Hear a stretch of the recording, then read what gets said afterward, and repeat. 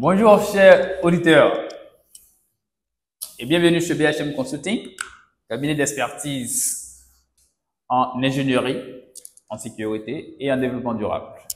Aujourd'hui, dans le cadre de notre rubrique Savoir de métier, nous accueillons Monsieur Hervé Ndiamoua, qui est un spécialiste en management des risques et aussi en sauvegarde environnementale. Donc aujourd'hui, il est là justement pour partager plus ou moins son expérience avec nous. Il faut dire que Hervé a travaillé ici en Côte d'Ivoire et aujourd'hui il évolue en Europe. D'accord. Donc aujourd'hui il a décidé comme ça, donc notamment de nous entretenir sur son parcours, qui pourrait éventuellement vous inspirer vous aussi, éventuellement qui souhaitez aller continuer notamment vos études à l'étranger ou vos parcours ou votre expérience donc à l'étranger. Et aussi, on aura le privilège donc, de lui arracher quelques mots sur la gestion de risque de façon générale et plus particulièrement sur le risque, notamment de l'utilisation ou de manipulation ou d'exposition notamment à la silice. Donc, sur ce, M. Ndiamoua, bonjour et bienvenue chez BHM Consulting. Bonjour M. Bakayoko, bonjour chers auditeurs et auditrices, je suis M. Hervé Ndiamoua et je suis vraiment ravi d'être parmi vous aujourd'hui. Très bien. Bon, écoutez, bon, M. Ndiamoua, est-ce qu'il est possible donc de vous présenter brièvement, enfin, ou du moins, présenter votre parcours, très brièvement, d'accord? Notamment la formation, votre école que vous avez fait aussi pour pouvoir inspirer des personnes qui souhaiteraient embrasser donc le métier, notamment pour la première fois, et aussi grosso modo les domaines d'activité dans lesquels vous avez exercé, plus ou moins, et enfin ce que vous faites plus ou moins en Europe. Bon, pas forcément dans les détails, hein, c'est bien sûr, voilà, tout simplement. On a besoin de savoir. Merci. Très bien. Alors, j'ai obtenu un BTS en 2017 en gestion des risques et ressources naturelles. Très bien. Voilà, à l'USETEC et à Msukro. Très bien. Donc, de 2015 à 2017, 2 ans. Et après ce BTS, je me suis directement lancé dans le monde du travail, donc notamment pour mon stage d'abord de fin d'études pour commencer. Oui. Et après ce stage, j'ai continué pendant 2 ans, donc là où j'étais en industrie, oui, dans le domaine de sécurité incendie, donc en tant que superviseur sécurité incendie pour l'industrie du textile.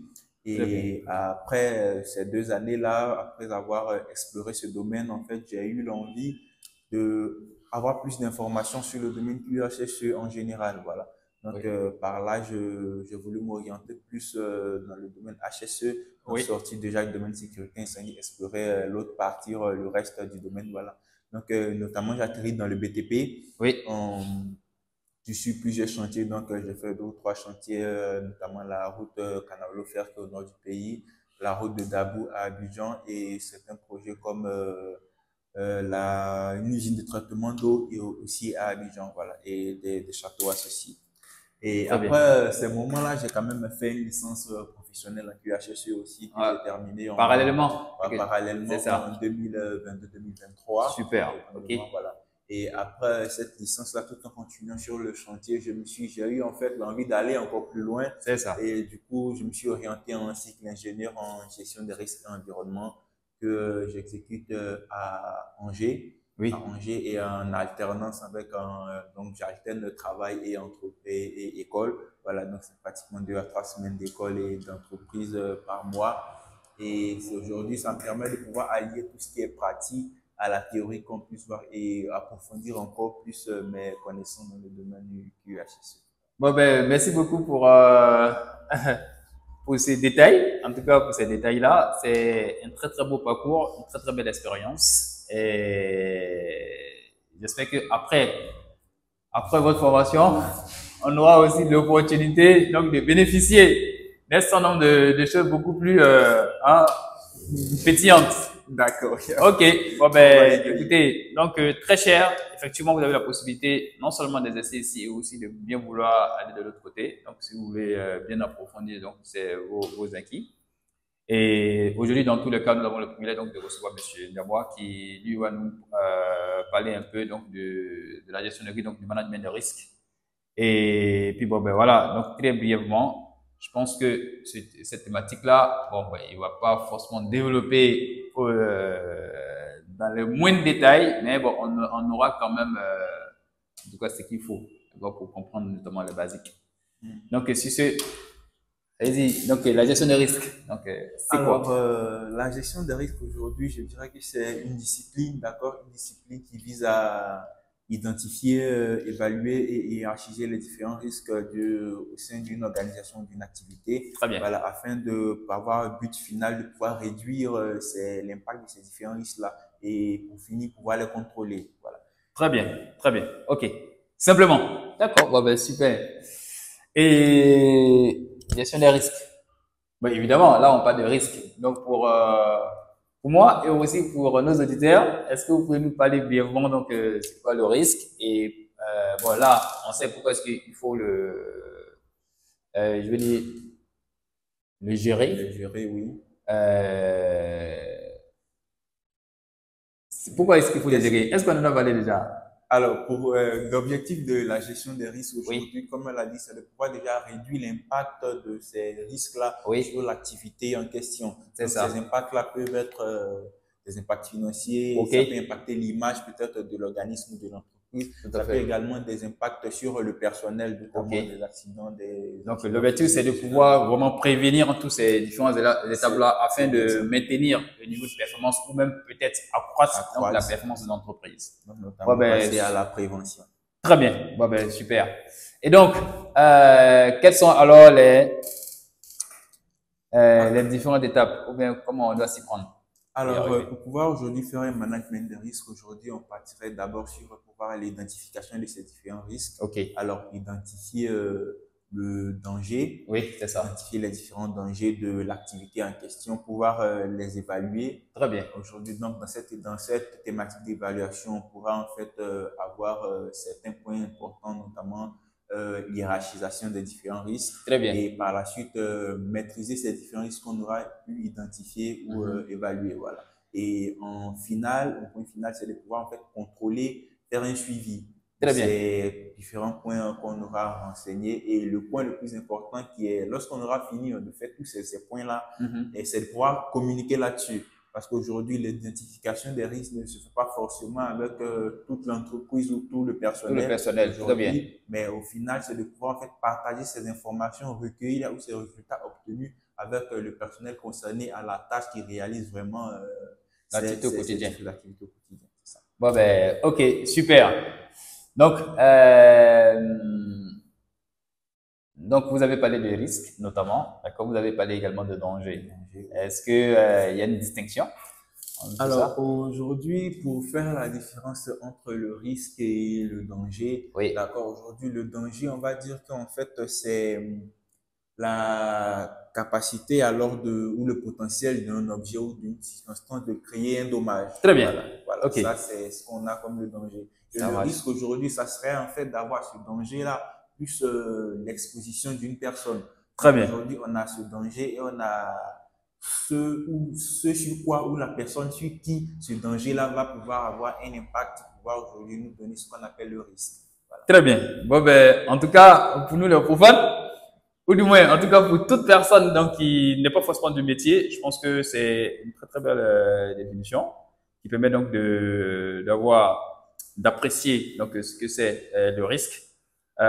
Donc, le danger, donc c'est tout ce qui est capable, tout ce qui est potentiellement en mesure donc de porter atteinte donc Voilà. porter atteinte à l'intégrité physique ou même morale donc de Moral, l'individu. c'est ça. Tandis que le risque donc qui va rentrer en jeu va être l'exposition donc notamment d'une ressource donc Voilà. de l'homme C'est ça. à ce danger À ce ou à la danger-là, source de danger. voilà. Bon ben c'est parfait. Donc à chaque fois qu'il y a une exposition donc d'une personne à quelque chose potentiellement qui peut blesser, donc il y a des exemples. Voilà. Donc, un Est-ce qu'il y a exemple, oui. voilà, comme je pourrais le dire, si je prends le cas du BTP, par exemple, Par exemple, oui. on aura, voilà, on aura peut-être une tranchée ou une fouille en traitement correct qui représentera aujourd'hui notre danger. Voilà. Très bien. Donc, Aujourd'hui, une on a, tranchée ou une fouille peut voilà, qui représenter un danger. représentait notre Super. danger. OK. Et aujourd'hui, le risque va se matérialiser ou lorsqu'on aura, par exemple, notre collaborateur qui va pouvoir travailler à bordure de cette De cette fouille-là ou fouille ou étant à à l'intérieur. l'intérieur Donc, ou étant à l'intérieur, on peut avoir le risque d'éboulement ou à bordure, ou encore un risque de chute, voilà, très bien. dans cette fouille. Merci beaucoup. OK, d'accord. Mais du coup, en quoi ça va consister? Donc, vous avez dit identification de danger. C'est ça.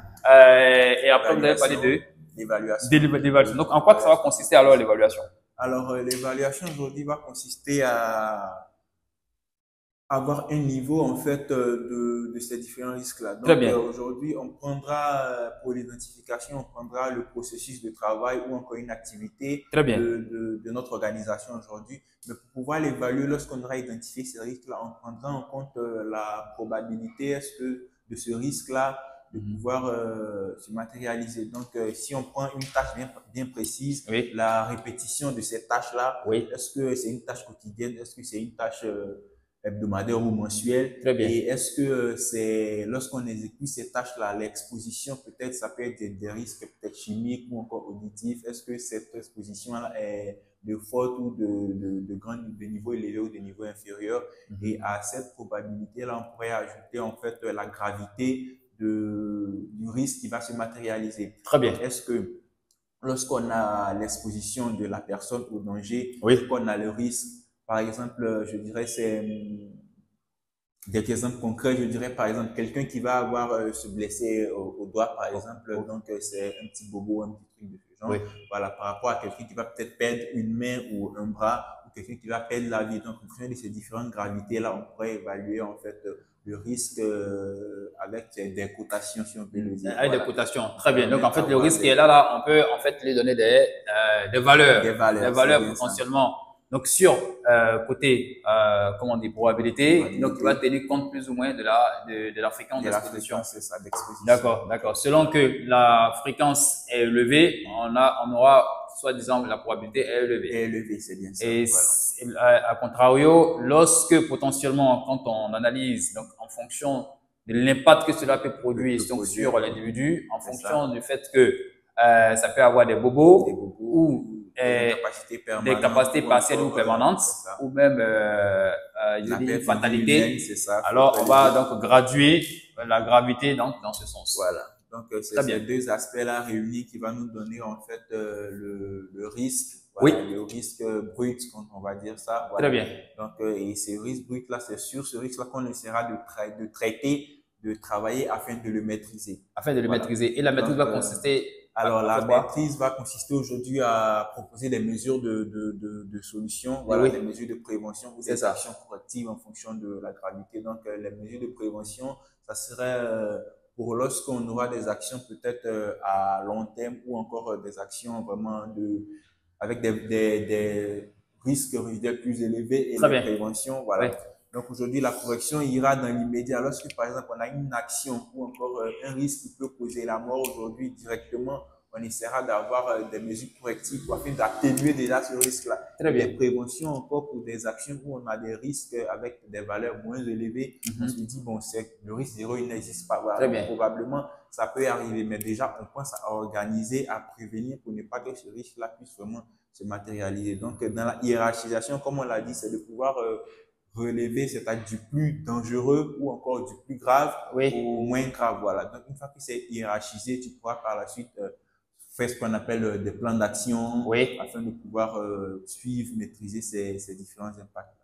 Bon ben, ok, bon ben super. Donc en fait je veux dire la partie contrôle de risque ou prévention va consister à agir donc sur la possibilité donc que l'événement se produise, donc sur la probabilité d'une part et aussi sur la gravité. Donc pour réduire donc les différents niveaux qui peuvent exister, d'accord, suivant donc les résultats obtenus. Et pourquoi il est si important donc de les hiérarchiser alors? Alors, il est important de hiérarchiser dans le sens où aujourd'hui, ça te permet de pouvoir privilégier certains cas particuliers. Parce que, comme on l'a dit, la hiérarchie prend le cas le plus grave au Très cas bien. le moins grave. Très bien. C'est-à-dire que rien n'est à négliger. Très bien. Mais là, dans l'immédiat, aujourd'hui, si on devait choisir, peut-être, c'est un exemple, papa, Oui. on pourrait choisir aujourd'hui une action où tu as la possibilité de corriger quelque chose, où le dégât, ça serait quelqu'un qui à une blessure qui de 2 ou 3 jours et quelqu'un qui aura une main coupée, automatiquement ta possibilité ou ta priorité Voilà. serait celui qui aura l'incapacité permanente. Très bien. Donc c'est dans ce sens il est hiérarchisé pour voilà. ne pas vraiment se perdre dans ses priorités et aussi de pouvoir maximiser le plus de ressources dans les Très bien, très bien, très bien. En fait, si je comprends bien, ça veut dire que d'une certaine manière, la prise en compte donc des solutions ou des mesures préventives, donc en général, nécessite du temps, des efforts, des moyens même financiers et tout ça. Donc, pour ne pas mettre des moyens ou du moins aller dans tous les sens, par dans exemple, tous les voilà. sens. Donc, certainement allouer des ressources à quelque chose de pas trop important, pour laisser ce qui est important. Alors, il est important donc de les hiérarchiser afin de pouvoir agir sur le plus pertinent et plus potentiellement dangereux, Oui. et maintenant et progressivement donc aller sur les autres. Bon ben c'est parfait, c'est super. Bon ben ok.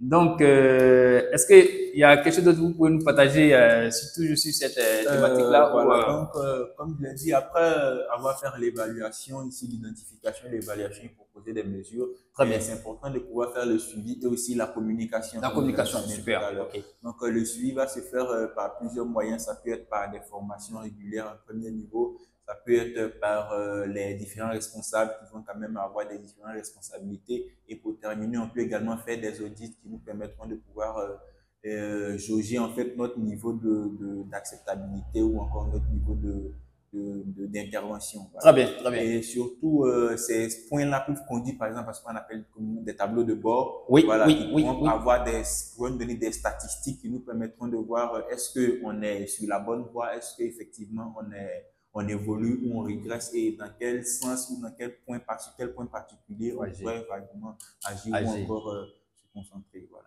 Très bien, bon, ben, merci beaucoup. Ça, c'est une très, très belle expérience aujourd'hui. Ok. Là, on voit que le suivi, il est assez important également. Ça permet d'apprécier notre évolution pratiquement vis-à-vis de ce qu'on a fait. Maintenant, au-delà de ça, comme on dit, qu'est-ce que je voulais poser comme question rapidement là? Est-ce que il y a le suivi, mais est-ce que l'évaluation des risques, en général, il faut le consigner dans un document. Et généralement, bon, je crois qu'on l'appelle aussi quoi? Le document unique. Ouais, document unique, donc DAP.